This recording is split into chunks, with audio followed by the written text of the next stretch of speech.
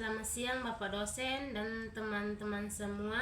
Di sini kami akan mempresentasikan hasil kerja kelompok kami. Kepada pemateri saya mempersilahkan. Judul materi pemerolehan bahasa pertama dan faktor yang memengaruhi behaviorisme beserta contoh nyata perkembangan bahasa anak. Yang pertama itu pengertian pemerolehan bahasa pertama. Pemerolehan bahasa pertama adalah proses alamiah ketika seorang anak memperoleh bahasa yang digunakan di lingkungan sekitarnya sejak usia dini tanpa melalui pembelajaran formal. Bahasa ini umumnya dikenal sebagai bahasa ibu atau L1. Anak-anak memperoleh bahasa pertama melalui interaksi dengan orang tua, keluarga, dan lain di sekitarnya. Pemerolehan bahasa ini tidak diajarkan secara langsung, melainkan diperoleh secara tidak sadar melalui pengamatan, pendengaran, dan peniruan terhadap ucapan orang dewasa.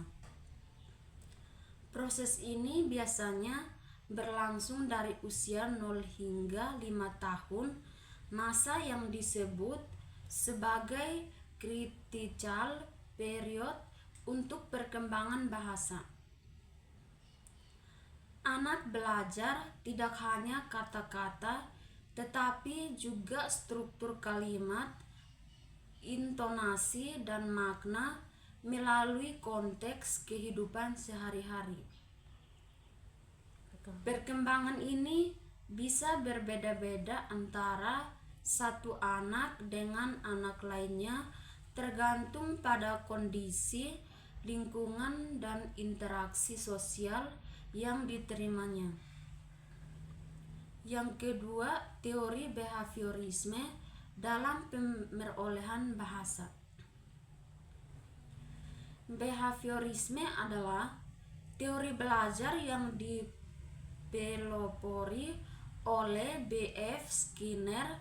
Dalam konteks pemerolehan bahasa, behaviorisme menganggap bahwa bahasa dipelajari seperti perilaku lainnya, yaitu melalui respons terhadap stimulasi lingkungan yang diperkuat oleh penguatan positif atau negatif. Dalam behaviorisme, anak dianggap belajar bahasa dengan meniru ucapan yang didengarnya. Jika ucapan anak benar atau sesuai, maka ia mendapatkan penguatan positif seperti senyuman, perhatian, atau pemberian sesuatu. Penguatan ini membuat anak cenderung mengulangi ucapan tersebut. Melalui proses pengulangan yang terus-menerus, terbentuklah kebiasaan berbahasa. Teori ini lebih menekankan peran lingkungan eksternal dalam membentuk kemampuan berbahasa anak, bukan faktor bawaan dari dalam diri anak. Yang ketiga, faktor-faktor yang mempengaruhi pemerolehan bahasa menurut behaviorisme. Berikut adalah faktor-faktor yang berperan penting dalam pemerolehan bahasa menurut pendekatan behaviorisme. Yang pertama, lingkungan sosial. Anak yang hidup dalam lingkungan yang komunikatif dan interaktif akan lebih cepat memperoleh bahasa. Lingkungan yang kaya akan percakapan memberikan banyak kesempatan bagi anak untuk mendengar dan meniru ucapan orang lain. Yang kedua, imitasi atau peniruan. Anak meniru kata, suara, dan pola kalimat dari orang-orang di sekitarnya. Peniruan ini merupakan dasar awal dari pembentukan keterampilan bahasa. Yang ketiga, penguatan atau reinforcement. Ucapan yang benar akan diberikan respons positif oleh orang tua atau pengaruh seperti pujian atau hadiah, sehingga anak termotivasi untuk mengulangi kata tersebut. Yang keempat, latihan dan pengulangan. Pengulangan kata dan frasa secara terus-menerus membantu memperkuat kebiasaan berbahasa dalam diri anak. Semakin sering kata tersebut digunakan, semakin cepat anak menguasainya. Baik, contoh nyata perkembangan bahasa anak. Contoh 1, peniruan dan penguat positif. Seorang anak berusia 1 atau 5 tahun pendengar ibunya sering mengucapkan mama. Suatu hari anak tersebut berkata mama. Ibunya tersenyum dan memeluknya sambil berkata, pintarnya anak mama. Ini adalah contoh peniru dan penguat positif. Anak belajar bahwa dengan mengucapkan kata itu, ia mendapatkan kasih sayang dan perhatian. Contoh kedua, penemuan kebutuhan. Seorang anak berkata mam dari kata makan karena merasa lapar. Ibunya langsung memberikan makanan. Setelah itu, setiap kali lapar, anak mengucapkan mam. Proses ini adalah stimulus lapar, respons berkata mam, penguat diberi makan. Terbentuk kebiasaan berbahasa. Contoh nyata perkembangan bahasa anak kedua. Contoh 3, pembiasaan. Seorang ayah mengatakan, ayo tidur. Setiap malam, setelah beberapa waktu, anak mulai mengatakan, ayo tidur sebelum tidur. Ini menunjukkan pengulangan dan pembiasaan yang membuat anak belajar secara otomatis dari lingkungan. Contoh keempat, lingkungan pendidikan. Disebut TK, guru sering menyanyikan lagu pelangi-pelangi. Anak-anak mulai biasa mengucapkan kata pelangi-pelangi dan mengenal warna. Dengan penguat berupa nyanyian, pujian, dan interaksi sosial, anak terdorong untuk mengucapkan kata-kata baru. Tahap-tahap memperoleh bahasa anak. Menurut teori perkembangan, anak-anak mengalami beberapa tahap dalam memperoleh bahasa. 1. Tahap usia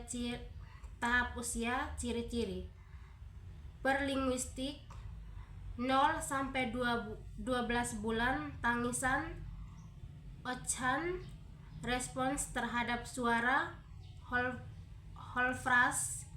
12-18 bulan, satu kata mewakili satu kalimat penuh. 2 kata. 12-24 bulan, menggabungkan 2 kata seperti mau susu. Ucapan telegrafik 2-3 tahun, kalimat pendek tanpa kata penghubung seperti adik tidur. Bahasa dewasa awal 3 tahun ke atas, kalimat lengkap dengan struktur kata bahasa yang mulai benar. Yang berikut, kelebihan dan kelemahan behaviorisme. Kelebihan behaviorisme yang pertama, menekankan pentingnya lingkungan dan interaksi sosial. Yang kedua, dapat diterapkan dalam pengajaran bahasa untuk anak-anak. Yang ketiga, memberikan pendekatan praktis dalam pembentukan kebiasaan berbahasa. Yang kelemahan, behaviorisme, menganggap anak sebagai makhluk pasif, padahal anak juga kreatif dalam memproduksi bahasa baru. Tidak dapat menjelaskan kemampuan anak memahami dan menciptakan kalimat belum pernah ia dengar sebelumnya. Mengakibatkan aspek kognitif dan biologis dalam perkembangan bahasa atau seperti teori nativisme oleh Noam Chomsky. Penutup. Pemerolehan bahasa pertama adalah proses yang sangat penting dalam perkembangan anak dan berlangsung secara alami dalam lingkungan sosial. Teori behaviorisme menjelaskan bahwa pemerolehan bahasa terjadi karena anak belajar dari lingkungannya melalui proses stimulasi, respons, dan penguat. Faktor-faktor seperti peniru, penguat, positif, dan pengulangan sangat berpengaruh terhadap perkembangan kemampuan berbahasa anak. Contoh nyata dari kehidupan sehari-hari menunjukkan bahwa anak cenderung meniru kata-kata yang sering mereka dengar dan lebih cepat menguasainya jika mendapatkan respon positif. Meskipun pendekatan behavioristik memiliki keterbatasan dalam menjelaskan kreativitas bahasa anak, pendekatan ini telah relevan untuk diterapkan dalam pengajar bahasa anak usia dini. Dengan memahami teori ini, orang tua dan pendidik dapat menciptakan lingkungan yang mendukung anak dalam menggambarkan kemampuan bahasanya secara optimal.